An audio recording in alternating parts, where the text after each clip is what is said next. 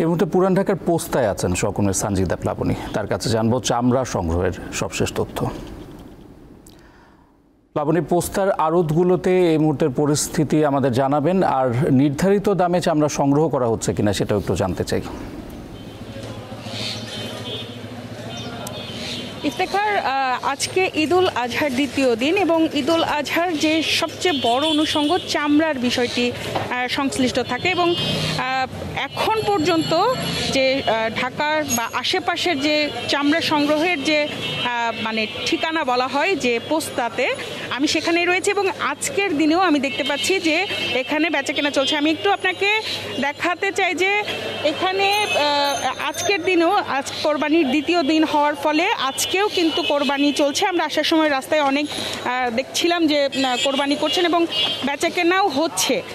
এবং নির্ধারিত দামের যে বিষয়টি আপনি আমার কাছে জানতে চেয়েছেন যে আসলে নির্ধারিত দামে বেচাকেনা হচ্ছে কিনা, তো আমরা এখানে আসলে নির্ধারিত যারা বেচা বিক্রির সাথে জড়িত আছেন তাদের কাছে আসলে জানতে চেয়েছিলাম যে নির্ধারিত দামে আপনাদের বেচা বিক্রি হচ্ছে কিনা। তো তাদের কাছ থেকে আমরা আসলে আপনাকে একটু জানাতে চাই, এখানে স্থানীয় ব্যবসায়ী রয়েছেন আসলে আমাদের সাথে, আলী আক্তার। তো উনি আমাকে একটু কাইন্ডলি জানাবেন যে আসলে আপনার বেচা বিক্রি কেমন হচ্ছে গতকালকে থেকে আজকে পর্যন্ত। বিসমিল্লাহির রহমানির রহিম। আমি মোহাম্মদ আলী আনসার বলছি।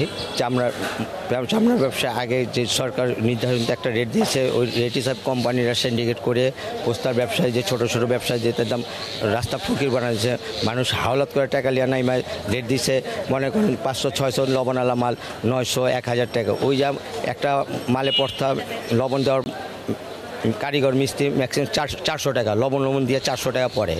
ওই জায়গায় এখন দেখা যাচ্ছে সব কিছু বাদ দেবে হিসাবে ছোটো ছোটো যারা লবণ দিয়েছে ওরা মালে এই পড়তা করা পারতেছে না। এইসব কোম্পানির লোকরা সিন্ডিকেট করে বাইরে ওদের আত্মীয় স্বজনকে টাকা দিয়েছে, পোস্তার ব্যবসায়ীদের টাকা পয়সা দেয়নি।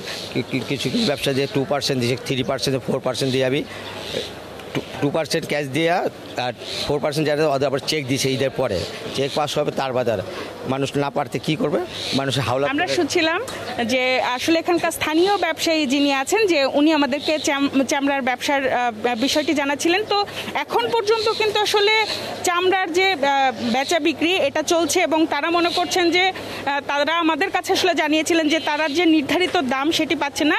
আমি আপনাদেরকে এখনও একটু আসলে দেখাতে চাই যে সারাদিনে মানে তারা বলছেন যে গতকাল দুপুর 12টার পর থেকে আসলে বেচা বিক্রি শুরু হয়েছে, রাত থেকে পুরো দমে বেচা বিক্রি শুরু হয়েছে এবং তারা আশা করছেন আসলে আজকেও কিন্তু বেচা বিক্রিটা চলবে।